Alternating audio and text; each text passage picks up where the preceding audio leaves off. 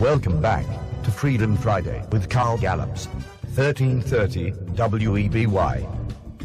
Carl speaks with ontological certitude and theological indubitableness. For you liberals out there, this means that Carl knows who he is and that he is unashamed to be on a first-name basis with God. Now, here's Carl Gallops. All right, welcome back, America. Freedom Friday, Carl Gallops. Mallory Bardwell, our world-famous producer. Let's go right to the phone line because we've got Mike Shoesmith, our correspondent's word I was looking for, out of Toronto, Canada. Let me just say for our new listeners, Mike Shoesmith's been with me since the beginning of this show. And Mike is an author. He is a syndicated blogger. He is the executive director of the P.P. Simmons Ministries properties, which involves a huge YouTube, mega viral, world-famous YouTube site, a mega viral Facebook site, a blog spot that's syndicated, as well as a live ministry offering through PP Simmons at live.com. And we've got 6 or 7, 8 people, I think, that's with the PP Simmons properties working those things 7/24. So, Mike, welcome. It's always an honor to have you with us. I know you stay on top of all the hot button topics, so it's always good to have you. Hey, thanks, Carl. Thanks for having me back on down there in Florida, and thanks to I know Bob in the first segment. He said Mike Shoemaker told him to call, but that was actually me. So. Yeah, well, shoesmith, shoemaker. What difference does it make? Shoe cobbler. I mean, shoe constructor. Mike, I'll have to razz him about that the next time I talk to him. But listen, Lance Armstrong in the news this week, as you probably know. Yeah, what do you know about that? What's your take on that? I can recall several years ago my son coming home from school, asking me if I ever heard about this guy named Lance Armstrong. Yeah. The class was discussing how wonderful this guy was, right? And how he had beaten back cancer and how he was raising money for a foundation to help other people beat cancer. And, of course, I had heard of Armstrong, and I was impressed with his achievements as they were presented in the media, right? Right. But little did we know about the dirty little skeletons lurking in the closet, right? Mm-hmm. Last night, Lance Armstrong, I know you've been a busy guy lately. Maybe you just saw it. Maybe you didn't. Lance Armstrong was on Oprah. Yeah, I didn't see the entire programming, Mike, but I have seen clips and I've heard snippets of it. Yeah. But I've been on airplanes for the last 2 or 3 days. Yeah, I know you have. But tell me. He finally admitted to the world what officials and his own teammates have known all along, right? Armstrong cheated big time, right? Right. What's even worse, though, is that he lied, and he lied, and he lied. And he coerced his handlers and medical team to lie on his behalf. Well, not only that, but I understand he threatened people who were threatening to out him, that he actually threatened them.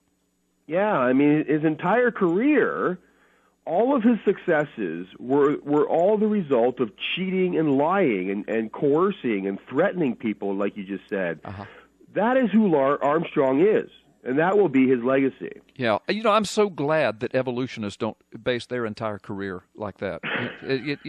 On lies and fraud and hoaxes. I didn't mean to turn a corner on you like that. It's just when you were describing his career as based upon lies and frauds and hoaxes and manipulation, immediately I thought of the evolution community. But anyway, go ahead. Back to Lance Armstrong. Well, it's almost like you've been reading my notes here, because Armstrong is also an atheist. Oh, no, I haven't been reading your notes, so that's cool. Well, that's what the atheist groups all claim. Yeah. They all claim him as one of their members. Well, there you go. Well, so there you go. An atheist, and the foundation to atheist belief is evolution. I mean, it has to be. Well, that's right. Richard Dawkins did say that. In fact, I think it was with Ben Stein's interview. He said that evolution is the engine which drives modern atheism. Of course, it has to be. Because think of it, Mike. In 6 to 10,000 years of human history, the best that man has been able to come up with, if you leave God, if you leave an intelligent designer out of the equation totally, the best that man has been able to come up with is evolution postulation, which at its foundation is nothing more than superstition. It's called abiogenesis or spontaneous generation or chemosynthesis, whatever fancy name you want to give it. It is nothing more than superstition at its foundation, and that's the best man has been able to come up with. And Lance Armstrong is one of those. Right, and the more we examine the actual science and the actual evidence, the more we can point to the heavens and say, yep, God did it, is the most rational explanation for why we're here. But, I mean, Armstrong, he's made several public statements, actually, on God and religion. And essentially it all boils down to this. Armstrong believed that, and probably still believes, that he is a good person. And if there is a God, and this God doesn't want him, then fine, whatever. In fact, in an article in the UK Times online, printed Saturday, February 28th, 2004, the article says that is Armstrong's, his stance on religion is in marked contrast to his wife's even more fervent Catholicism, and the difference may have been one of the factors that led to their marriage breaking up. Armstrong believes it is possible to be a good person while not believing. He says, quote, "I think we all have obligations to be good, honest, hardworking." Now of course, 2004, right? Yeah. Now, of course, so he Armstrong lived that out. believes that, we all have obligations to be good, honest, which means not lying, hardworking, which means not using drugs to boost your performance. Right. Caring and compassionate, he says. Which means not threatening people who know the truth. Yeah, and he goes on to say, you have to try, and it won't always be easy, but you try your best. I do not believe that because you are not prepared to submit yourself to a God or a higher being, that when you get to the end of the road, you will be sent down. I'm not prepared to believe that. But I'm not prepared to believe that. Oh, well, then that does away with God then, since he's not prepared. That was then, 2004. Right. This is now. Right. Armstrong is not a good person. He's a cheat and he's a liar. Right. And that's what we know for sure. I mean, what else is there that we don't know, right? Well, why would God want him? Right. Well, here's the cool thing. He says that if God doesn't want him, then fine. But here's the biblical truth, and you know where I'm going with this, Mike. Yeah. God does want him. Isn't that neat? God, the Bible says that he wishes that he desires that none should perish, but that all should come to him through belief in his Son Jesus Christ. Yeah. And I pray that through this, Lance will discover that there is such a thing as consciousness and morality, and absolute morality, and that perhaps that will be the springboard that helps him to find God through Jesus Christ. Well, as you know, Jesus did not have to come to earth except for the total depravity of humanity. We're all sinners. We're all guilty. Right, except for you and me. But, I mean, everyone else, yes. I'm kidding.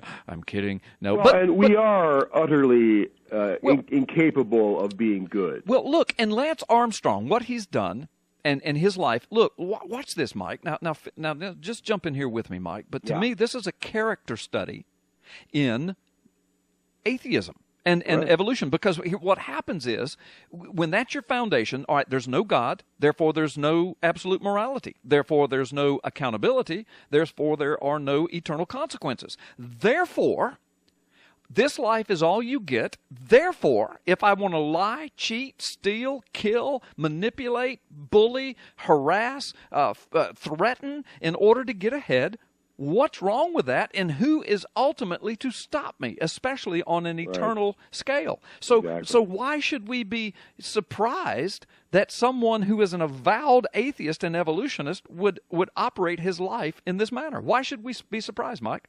Well, he says in 2004 that we all have a moral obligation to be good. Yeah. And then, several years later, he puts on full display to the world that the psalmist was right. The atheist, none of them are capable of doing good. Right.